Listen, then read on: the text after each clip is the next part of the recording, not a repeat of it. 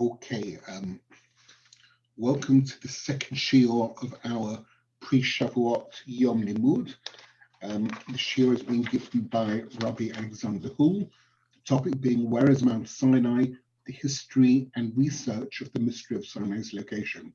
Rabbi Hool learned in Gates Yeshiva for many years under the direction of the Rosh Yeshiva Rav Avram Gowitz, then moved to Israel, where he's been studying in Ponevezh Yeshiva and Kollel for over 20 years.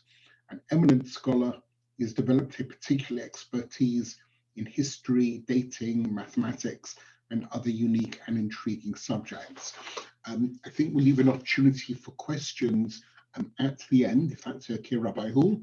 And if anyone would then like to ask questions, if you can unmute yourselves, ask the question, and then go back on mute. Rabbi Hool, over to you. Thank you. Okay. Yes, thank you very much for the invitation to be able to speak to you all about the location of Har Sinai. It is quite incredible that at such an important location, the greatest moment in the history of man took place on this mountain, and yet, intriguingly, the location has evaded us for thousands of years.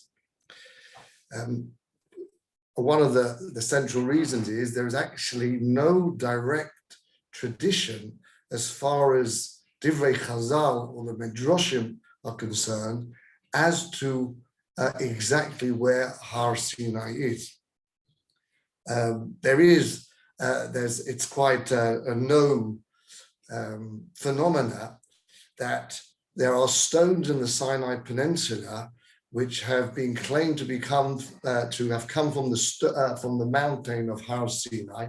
And these stones have a particular characteristic that they have the sort of a shape of a snare, what one might be able to categorize as a snare, a bush, signifying the burning bush, which took place at Har Sinai when the first time Moshe Rabbeinu I spoke with HaKadosh Baruch Hu, and when you cut these stones, whatever way you cut them, you'll always see embedded this sort of track-like appearance of a snare. And the claim is that these stones come from Har Sinai. Now, the source is not midrashic. It actually is brought down by a number of the sages of the later generations, but actually the actual source comes from Rav Moshe Navuni, who was actually at the time of the Rishonim, he was a Rishon, and he refers to these stones at the first person, and everyone after that is actually quoting from Rav Moshe Navuni. Now, Rav Moshe Navuni himself did not find these stones in Har Sinai. He was not aware of any tradition, but what happened is, as he himself refers to, he says that Odom Nechbod from Barcelona came over to him after a visit to Eretz Yisrael, and he had these stones from Har Sinai, and it has this amazing characteristic that it has, wherever way you cut it, has the appearance of a snare. So this tradition is not based on the testimony of Moshe Navuni, but it's actually based really on the testimony of the Odom Nechbod, who came from Barcelona. But more than that, it's not even really based on the testimony of the Odom Nechbod from Barcelona. It's based on the testimony of the Arab merchant who evidently sold it to him when he visited Eretz Yisrael, because we don't have any identification of where Har Sinai is. So whoever gave him the stone claimed he did, but we don't know the authority of that person who gave him the stone. The problem is as well that there are other places in the world which have the same characteristics as these stones which are found in the Sinai Peninsula. There are slight differences, whereas in the fact that the Sinai stones are actually embedded within the stone and the other stones are more on the outside, but it's exactly the same kind of chemical reaction which occurs in a particular stone. So I wouldn't have expected that if there was something to be very significant about this stone, it wouldn't be some kind of replica of a stone which we find it elsewhere in the world. Actually, when I was actually contacted when I spoke about this by someone who told me that he had a friend in upstate New York who actually found a stone in upstate New York with actually has the exact characteristics of the Sinai stones embedded inside. Another problem with identification of the Sinai stones is that we have indication from the verses that Har Sinai is not located actually in the Sinai Peninsula. It's in somewhere else. And I'd like to go into a bit of detail about that. Firstly, I'm going to just give you try and share screen to give you show you a map of the world. Okay, let me see. Okay, is everyone can see? Can everyone see what I have? Yeah, you probably will. Yes, this is it's come up. Yeah, this is a Google Earth map. What we are looking at is the Sinai Peninsula. This blue is actually the Red Sea. There's two forks. It forks, one to the left and one to the right. The left fork leads up to Suez. And basically from Suez, you have the Suez Canal all the way going to the Mediterranean. And this is where Egypt is. You can see Cairo. That's where Cairo. Basically, this area, this whole area over here, where I'm using my arrow to point out, this is Egypt.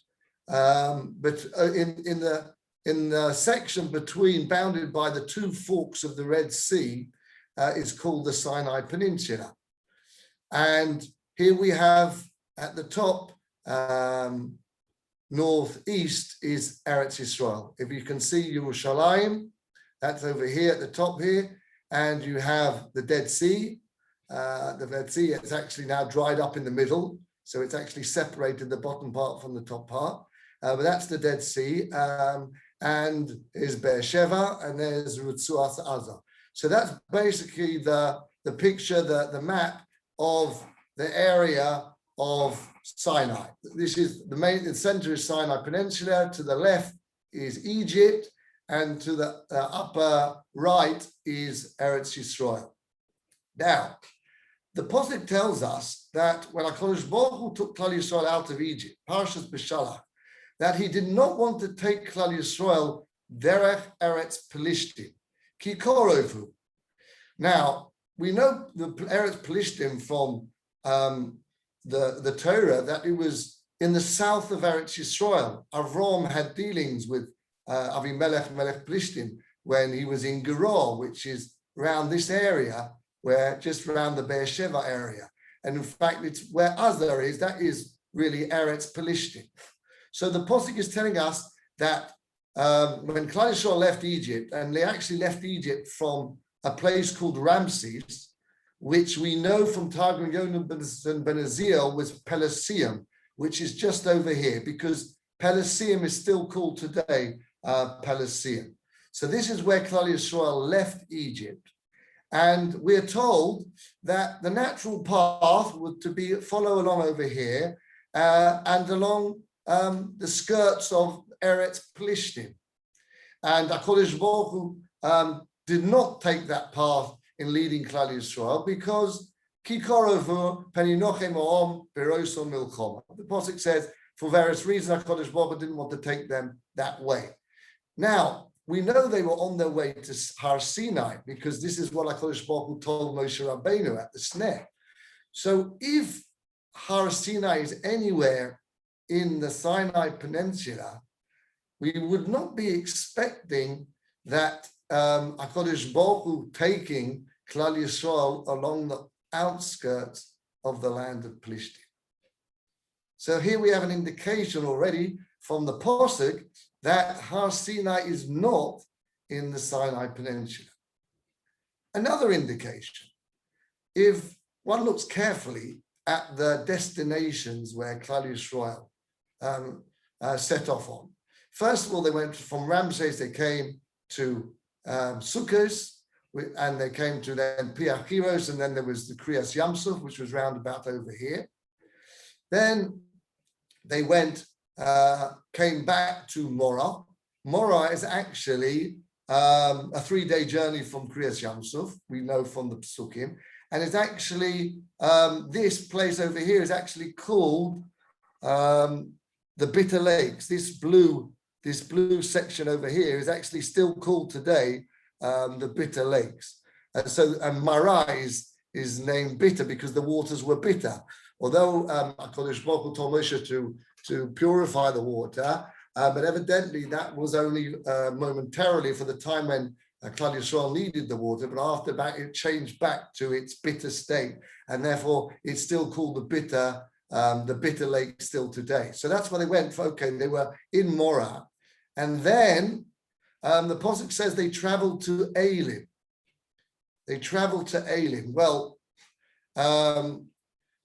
Elim is that after they traveled to Elim, well, we know Elim actually, there are places, Eilat has the prefix, the word El. If you see over here, this is Eilat. Everyone knows where Eilat is. It's at the top of the Gulf of Aqaba on the right-hand fork of the Red Sea. And around this area, we find place names which also have the prefix El. There's a place called Eilot, and there's called El Paran, when we know Paran is actually just south of Beersheba, in this area over here. So around this area, we have the prefix El, and we know they came to Elim. And the journey which they took, judging by their canisters, which they could carry for 7 days, because we know they traveled 7 days before they refilled their canisters, they would be able to get to round about Eilat. So Elim would seem to be round about Eilat. But the main thing is that the next destination after Elim is actually the Red Sea. The Pasuk says in Masay that after they went to Elim, they camped by the Red Sea. Now, if Har Sinai is anywhere in the southern peninsula, so we would not expect for Klal Yisrael to encamp by the Red Sea, because that would be overstepping their mark. They would be somewhere in the middle here. After Morah, they should be heading either up or down or somewhere in the middle, but they shouldn't be getting to as far as the Red Sea. That's overstepping their mark. And equally so, we wouldn't expect them to be encamping over here somewhere, let's say, by the Red Sea, because they should be heading to Mount Sinai. So they should be going on a straight path to Mount Sinai. We wouldn't expect them to going in a backward direction, going westwards to the Red Sea, to the left-hand fork of the Red Sea. So the simple indication is they were actually heading towards Saudi Arabia. And the natural path to go to Saudi Arabia would be, after Elim, would be passing by the Red Sea and into Saudi Arabia. This area over here is Saudi Arabia. Above is Jordan, and below is Saudi Arabia, and this is actually the Arabian desert. So we have another indication from the fact that they encamped at the second time at the Red Sea before they arrived at Har Sinai. Indicates that they must be on their way to Saudi Arabia. Another indication is that after their destination at the Red Sea, they came into Midbar Sinai. A few stops later on, but Chazal tell us that the stops between them were actually almost all on the same day. But after that, they came to Midbar Sinai. Now, Midbar Sin, they came to Midbar Sin. So the Pasuk indicates that up until they were arrived in Elim, they were in some kind of wilderness. And after Elim, just as they encamped by the Red Sea, they actually entered into a different wilderness, which was called Midbar Sin. So once again, if Har Sinai is somewhere in the Sinai Peninsula, So we would be expecting it to be one vast wilderness. We wouldn't be expecting Klal Yisrael to be changing over and entering into a second midbar before they get to Har Sinai. But if they were traveling to Saudi Arabia, that makes perfect sense. They had gone through the Sinai Peninsula, and now they'd gone past the Red Sea into the Arabian desert, which is referred to in the Torah as Midbar Sin. So we have various indications, independent indications, that Har Sinai is actually somewhere in Saudi Arabia. Now, most of the identifications in the Gentile world has really been focused in the Sinai Peninsula. So that doesn't really leave us for any sort of consideration for these possibilities. However, recently, in the last couple of years, 20 years or so, there have been suggestions of Mount Sinai being located in Saudi Arabia. A very popular location was suggested by an explorer, Ron Wyatt, and he referred to the mountain Jebel Alawiz, which is roughly where my arrow is. If I can,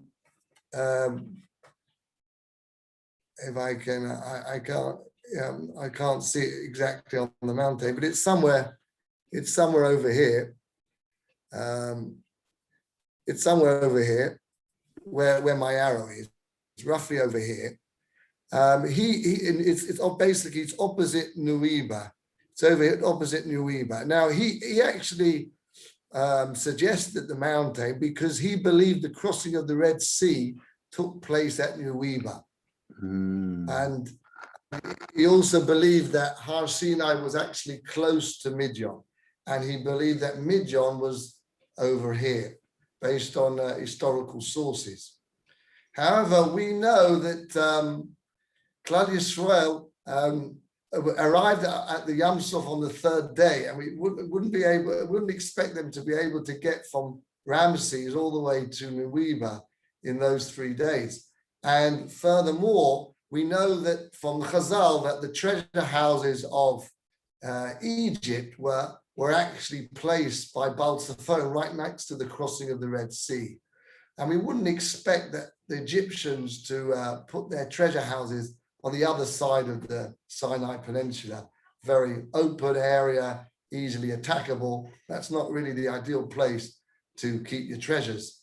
We also know it was just by the border of Egypt. Piachiros was actually the entrance to Egypt. Once again, Nuiba is really not the border of Egypt, from ancient Egypt.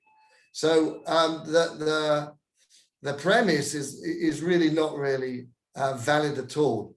But more than that, the actual mountain is also does not fit in with the verses in the Torah. In fact, the Pasuk says that in Devorim that Klal Yisrael, when they left Har Sinai, they traversed the whole wilderness until they came to the Har Mori, the place where the southern border of Eretz Yisrael, in order to send out the spies. So the Pasuk tells us that they traversed the whole wilderness from Har Sinai, from Chorev, in order to get to Har Mori.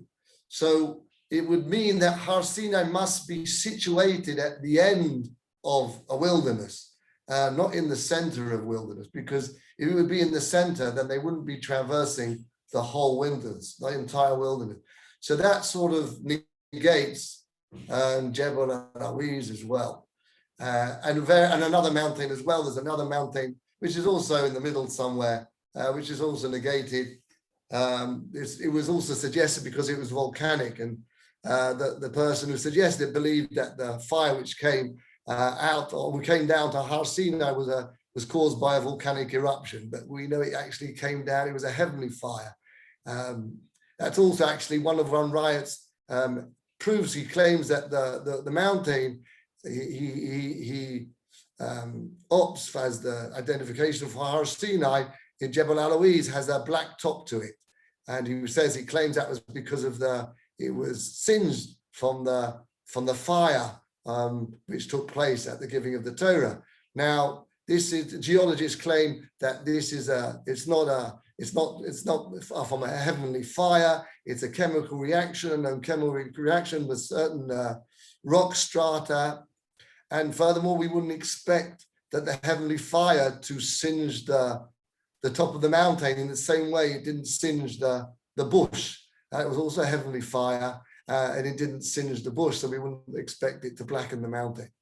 Anyway, let's leave the various suggestions of researchers, but let's try and focus on our own sources from the Torah, in fact, where we can have a direct location, believe it or not, to where Har Sinai is. So where do we get that from the Torah? Well, the Posuk in Devarim says that Klal Yisrael left Har Sinai and they headed towards the Har HaEmori, the mountain of the Emori.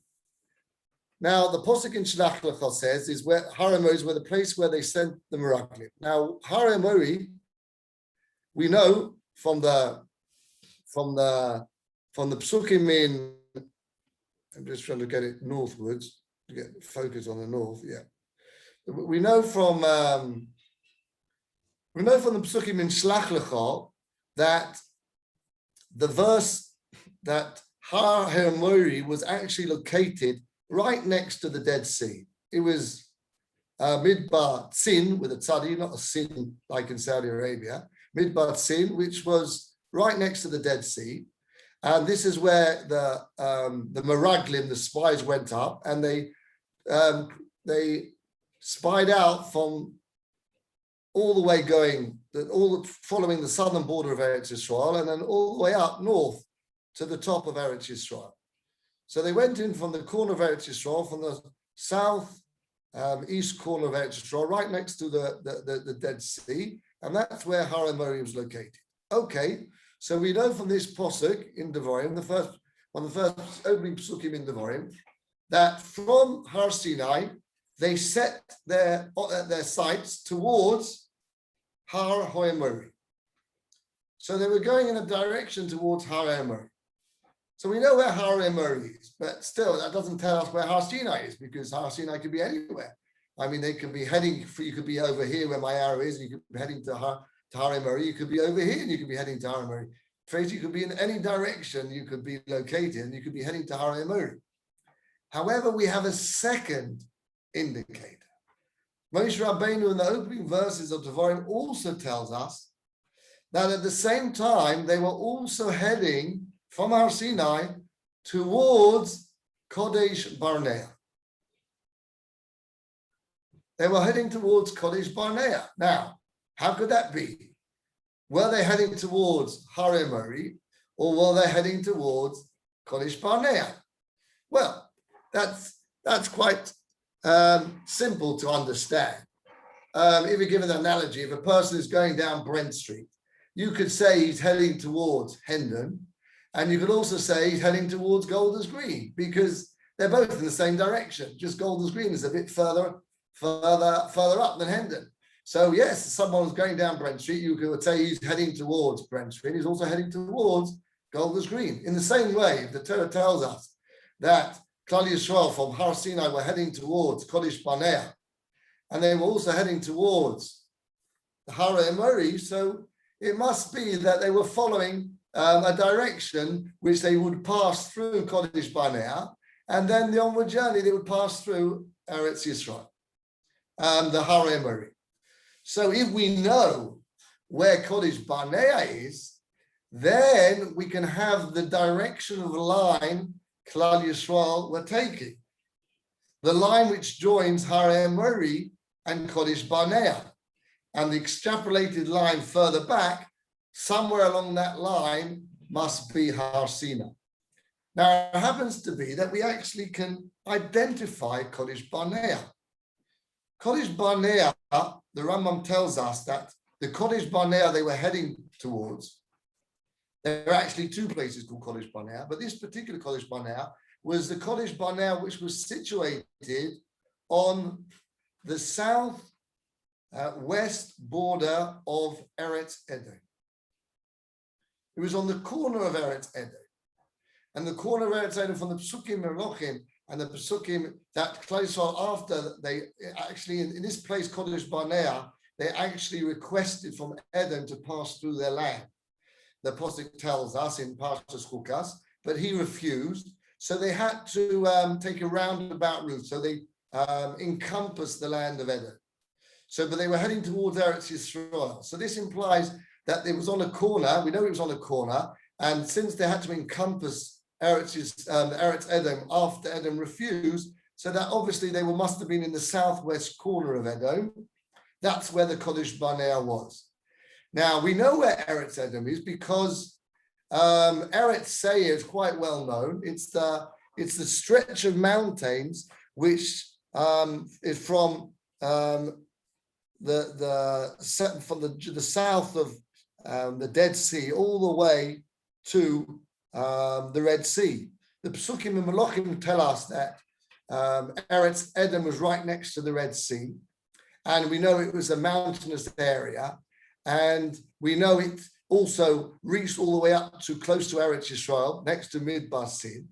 So basically we know, and it's already identified by the Rishonim, that these stretch of mountain over here was actually Har Seir and the land of Edom.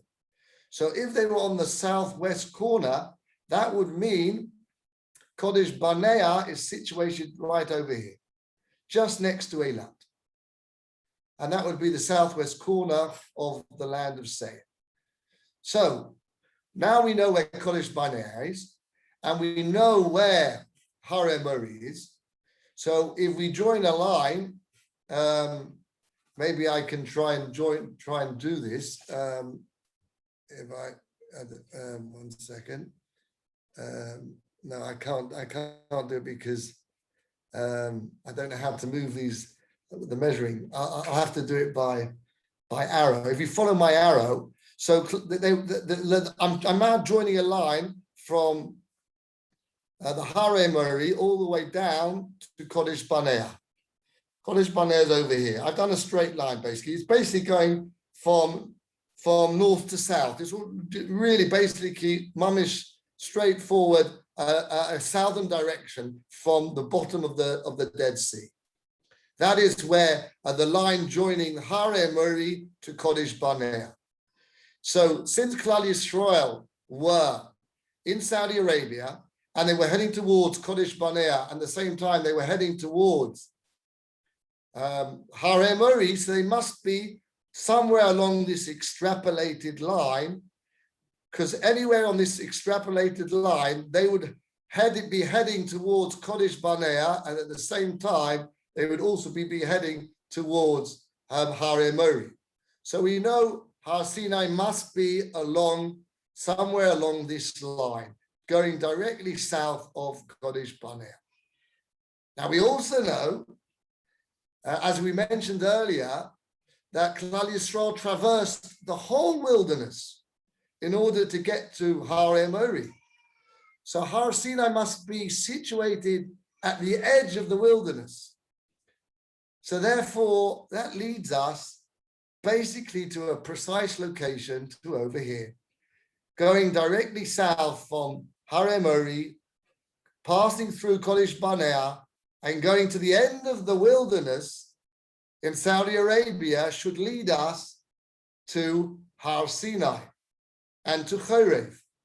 Well, let's see what we find there. Okay, let's zoom in and see what happens when we go to this location. Well, here we have, if you can see this is a place called Al Choreba. Does that remind you of anything? Choreba. The name Choreba. This Al is just a prefix in many words in Arabic and begin with the word Al. The name is actually called Choreba. And it's right on the edge of the sea. And it's precisely south of Kodesh Barnea. So we have a Choreba. Now, do we have a Har Chorev? we know that another name of Har Sinai was Har Chorev. Well, just to the east, we have a mountain, a humble mountain called, believe it or not, Jebel Chareb. Chareb is Chorev. Let me, if I can try and locate it. Let me see. Here we are. Sorry, I have to get a bit wider. Here we are. This is Jebel Chareb over here. Oh, I'd like to try. I need to. Oh, here we are. I can. Yeah. I need to get to 3D to go. Okay. I'm trying to go to now 3D. Oh, to try and zoom in now on this mountain. So it's coming up over here. Okay, so now I'm going to try and zoom in.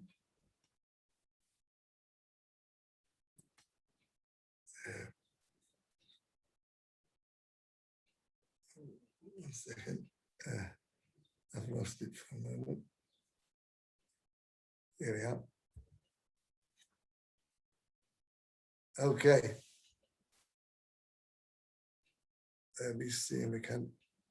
Yeah. Okay. So now. Okay. So here we have it.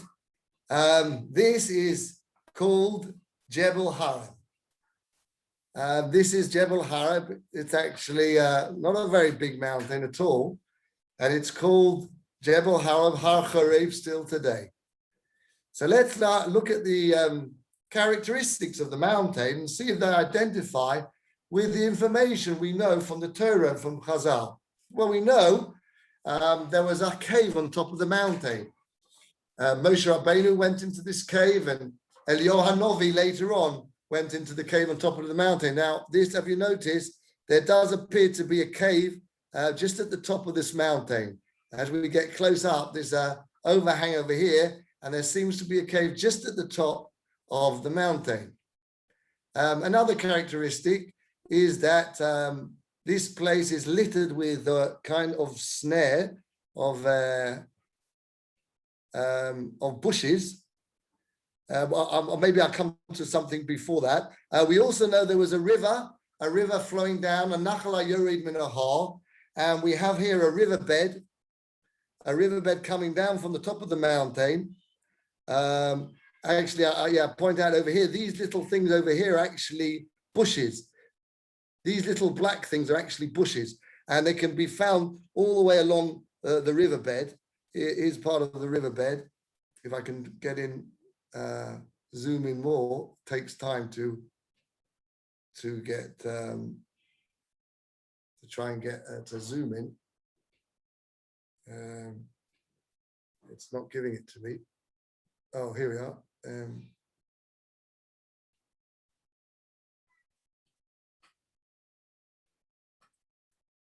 Let's just turn around the mountain a bit. If I could try and turn it around. Yeah, okay, so you can see here, the bushes and the river. There's a river bed going all the way up. There's like these little green bushes.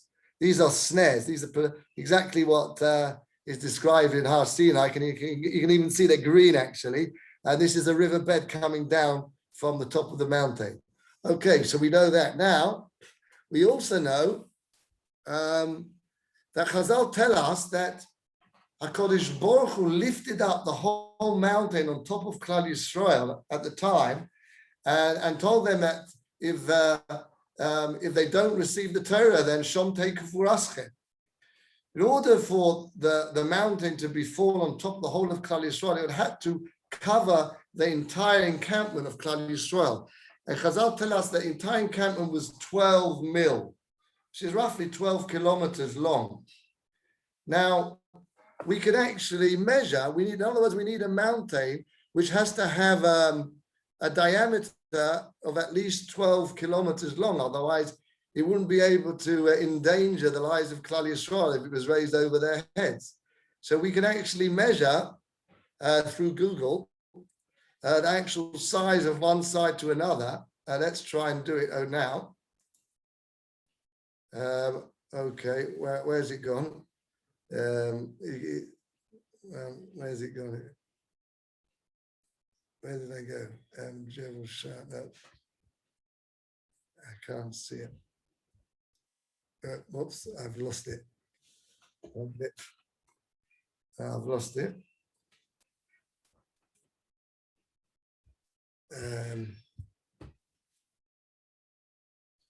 No, something's going wrong here. I don't know why. Okay, let me get back. I think we'll have to leave. I don't. Time is of essence here. So, but actually, that if you measure that, you can maybe do it by yourselves. It's quite easy to do from Google Maps. You can see that it has a diameter of 12 kilometers. So it's just big enough to cater for covering the whole of the camp of Klal Yisrael. Let's try and get back to Har Sinai. Oh, there's Jebel Eloise, by the way. Where are we? Here we are. Oh, babe, I'll try again. I'll try again. Yeah. Okay. Yeah, it's not giving it to me. Why isn't it giving it to me? Yeah. Oh, yeah. Okay.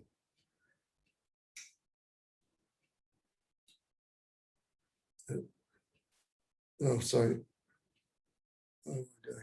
Okay.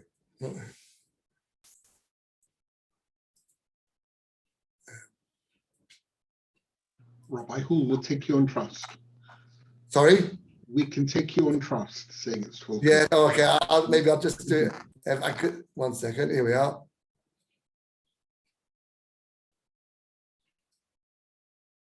All right. Okay, I got here 11. I've got here 11.04. If you go a little bit higher up, where just over, I'll put a stop over here. Just over here is actually the top of the mountain. So if it'd be a bit higher up, I'd be able to get to 12 kilometers. So it's the perfect size in order to be able to have a diameter to encompass the whole of Klal Yisrael. We know something else about the mountain. The Klal Yisrael, the Rokeach tells us that it was a mountain on top of a mountain. It was a mountain on top of a mountain. Let's get back to the 2D. I'm trying to get that image again. Okay, here we are. So it's a mountain, yeah. It's not coming. Oh dear. I've lost it. I'm losing it. I don't know where it's gone now.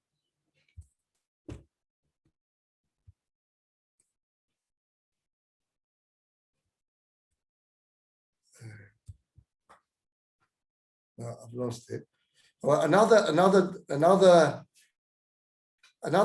dimension of the mountain. Then we're told that it's one mountain on top of another mountain, and the top mountain is actually 500 amas high. The Pasuk tells, the Midrash tells us. 500 amas high is about 240 meters.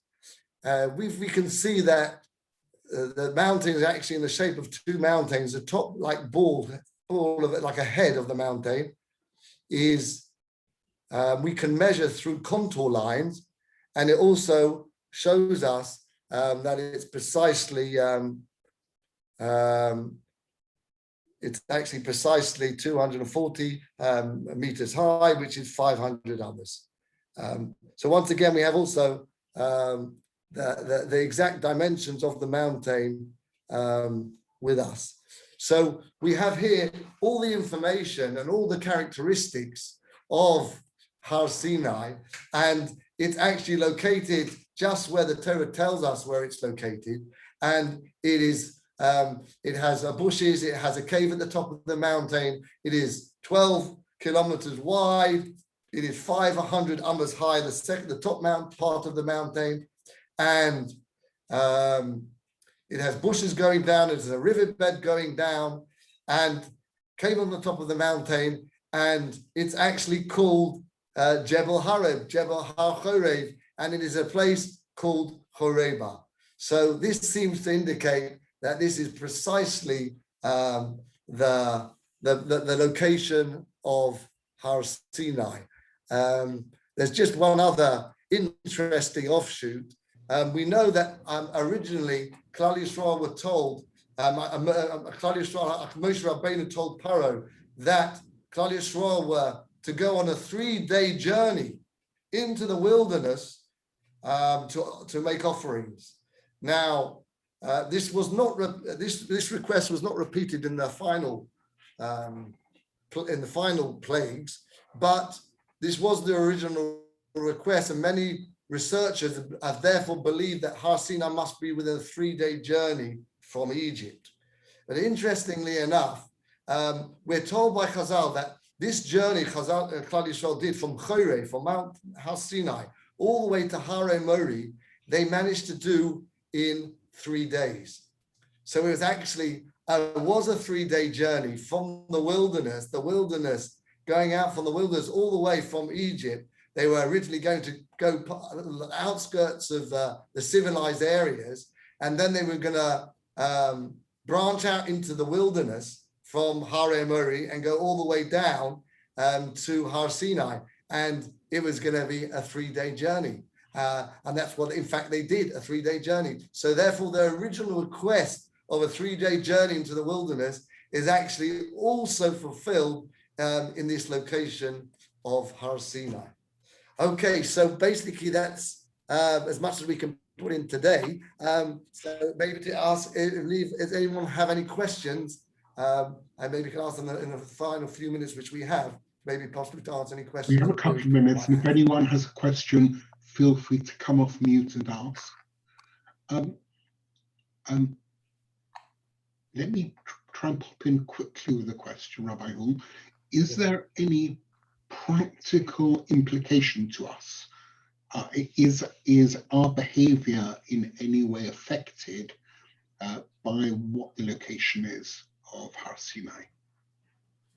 Well, we know there's according to the Ramban, it's a mitzvah min Torah to be able to remember Maimad Har Sinai. In this day and age, when we can actually visualize the mountain, we can find the mountain through satellite imagery and through detailed mapping, which we never had before. And now we can use the indications and the indicators from the Chazal and the Psukim to be able to locate the mountain, and we can actually, with a click of a button, see the mountain. So we can get a visual effect, enthralling visual effect of being at Har Sinai, and this embeds into a person the emunah of what took place there. So I would suggest any of the listeners or watchers that if they could get a photo of this of Jebel Hareb and stick it up on their wall for Shavuot, for enthralling visual effects of Maimad Har Sinai. And once again, also the validity and authenticity of the Torah and all the sages' teachings is realized in demonstrating the accuracy of the location with all its dimensions of Har Sinai. So there's a chizuk in emunah beside that as well. Rabbi Hool, there are 2 questions that came in the chat box. In fact 3, but they're very much related. So from when does the Arab name of the mountain date? And do the Saudi Arabians have any traditions that may be Har Sinai? And what is the source of the Arabic name? Sorry, I didn't hear the first question. Can you repeat the first question? From when does the Arab name of the mountain date? Right. So no one can really know when the Arabic names date from, but no one has identified this mountain with Har Chorev, not in an Arabic tradition or any kind of tradition. So we wouldn't expect that someone recently identified it as Har Sinai and called it that name because of that. It seems to be like many Arabic names have survived for thousands of years, and the names stick, and they've lasted for thousands of years. In fact, I've just finished a study on all the various encampments which Klal Yisrael went through from Har Sinai until they entered Eretz Yisrael, and again and again, the locations indicated by Chazal and the Pesukim have very similar names with the Arabic names, all telling us that really the Arabic names have stayed with us for thousands of years. And there's every reason to believe that is the real reason why it is called today Jebel Chareb, because of the original name it was given in the time of the Torah. Yes, there is no tradition in Saudi Arabia where Mount Sinai is.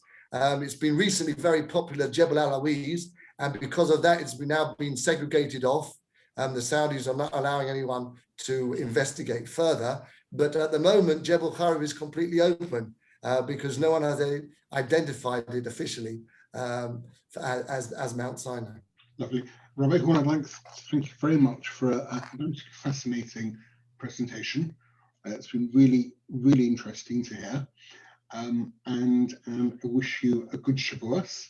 I think that was much appreciated. I would suggest that we all rejoin in 3 minutes, which will be 11:45, 11:46 for the next shiur. Again, many thanks. Right. Thank you very much. It was a pleasure.